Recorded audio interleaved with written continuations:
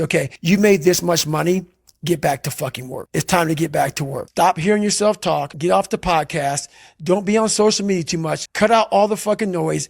Get back to the fucking mental lab, because that's where the knowledge came from. So for me, I must cap myself so I can come back with better, more unique knowledge versus all that cookie cutter knowledge that's out there. That's why people buy the books I have, because it's not cookie cutter. It's real knowledge.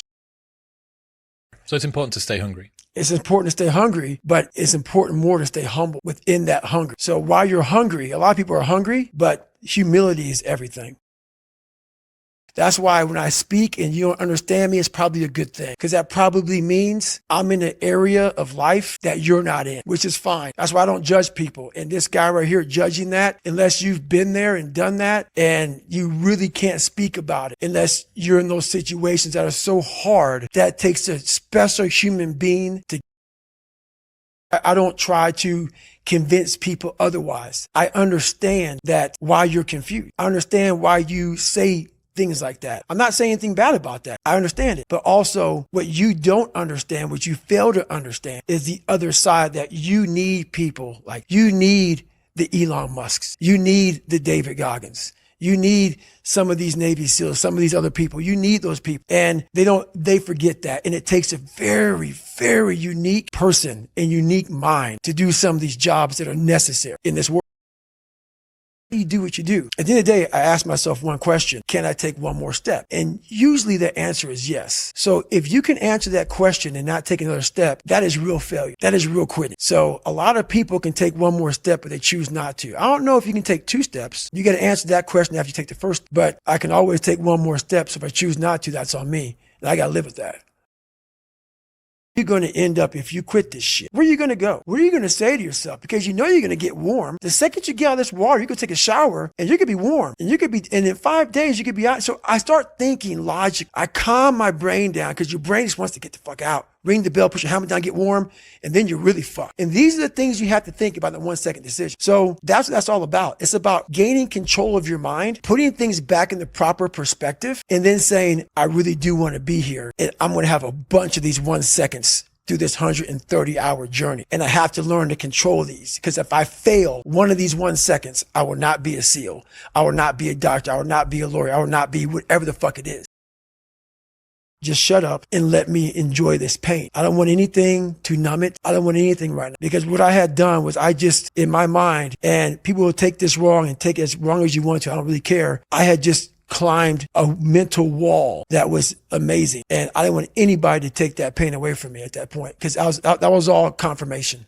It seems like who are critiquing you usually aren't where you are. And all their critiquing comes from people who are really at a low level of life, which is sad. But what we do, people who are on the upper level, hearing the haters at the lower level, like I said, you'll never meet a hater doing better than you. True statement.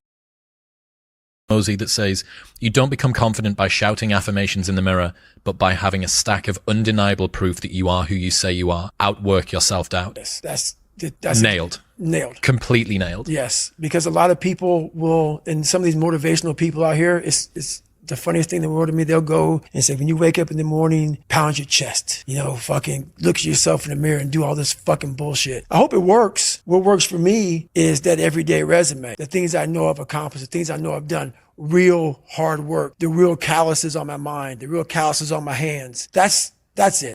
You don't need to pound your chest in the mirror fucking anymore if you have that.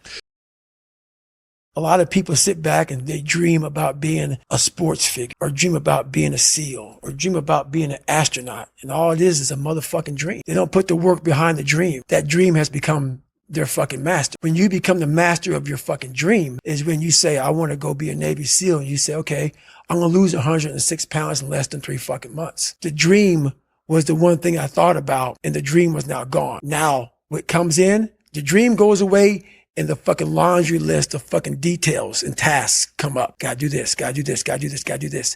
That's when you become the master of your dream. So, you can't just always be, head down in the sand. You gotta learn to pick yourself up on your own. A lot of times these fights and these battles, you gotta be your own fucking coach. You gotta be your own motivator. Is one of the biggest things that kill people now in their minds, kill them from moving forward. I'm ashamed of myself. Don't ever be ashamed of anything you've done in your life. Face it, fix it, make it better. Be the baddest motherfucker in the world. Be tough. Better have a part about you that's tough. A part about you that can break down situations and get better. And break down situations very quickly within some trauma in your life, some devastation in your life, because it's going to come. The devastation, the trauma is going to come, and you can't allow that to become a Jersey barrier. It can't be a Jersey barrier. It has to be something that you can maneuver through very quickly and move forward. That takes a lot of toughness. He said, Nietzsche said, I know of no better life purpose than to perish in attempting the great and impossible. The fact that something seems impossible shouldn't be a reason to not pursue it. That's exactly what makes it worth pursuing. Where would the courage and greatness be if success was certain and there was no risk? The only true failure is shrinking away from life's challenges. Nailed that one also. 2 for 2. Nailed that one also, man.